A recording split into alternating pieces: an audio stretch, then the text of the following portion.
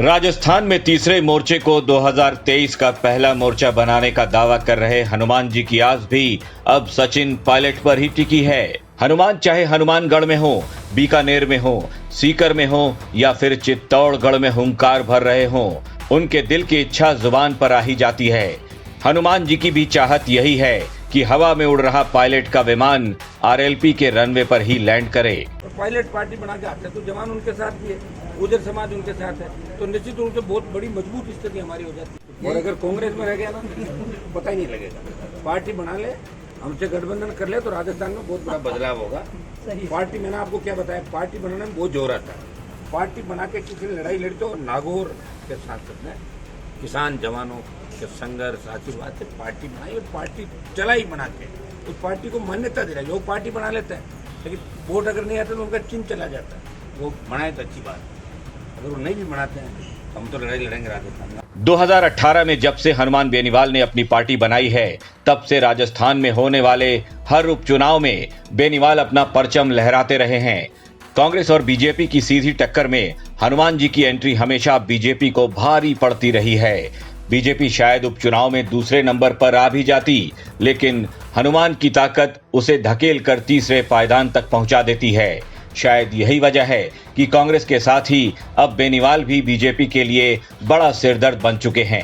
हमने हमारा ऐलान ये कर दिया कि कांग्रेस बीजेपी से बिना समझौते के राष्ट्रीय लोकतांत्रिक पार्टी तमाम उन दलों से जो कांग्रेस बीजेपी के खिलाफ है, जो तीसरा मोर्चा वो पहला मोर्चा बनाएगा राजस्थान का।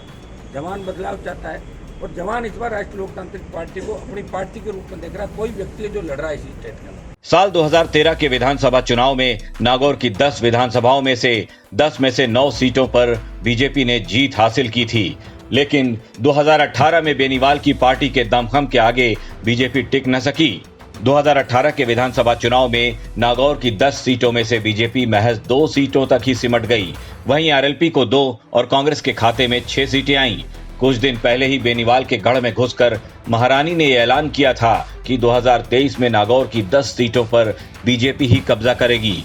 लेकिन बीजेपी और वसुंधरा को लेकर हनुमान जी के तीखे तेवर को देखकर तो ऐसा लग रहा है कि इस बार अपने इलाके में हनुमान जी बीजेपी का खाता भी खुलने नहीं देना चाहते।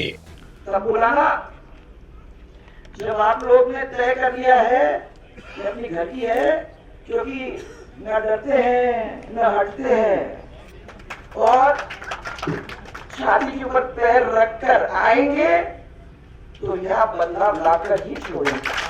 शायद बीजेपी और महारानी की इस बार की यही रणनीति है कि इस बार वाले चुनाव में नागौर पर इतनी सियासी बमबारी कर दी जाए कि हनुमान जी अपना घर बचाने के लिए नागौर से बाहर निकल ही न सकें और बीजेपी बेनीवाल को उनके घर में ही उलझाकर बाकी जगहों पर बाजी मार ले जाए। लेकिन हनुमान जी भी सियासत के कच्चे खिलाड़ी नहीं हैं, वो भी बीजेपी से ही निकले हैं और अपने पुराने साथियों की हर चाल और हर दांव को भली भांति समझते हैं। लिहाजा बेनीवाल अभी से कांग्रेस और बीजेपी के दुश्मनों की खोज में निकल पड़े हैं ताकि चुनाव से पहले इनके खिलाफ वो अपना मजबूत लश्कर तैयार कर सकें। ब्यूरो रिपोर्ट, राजस्थान तक।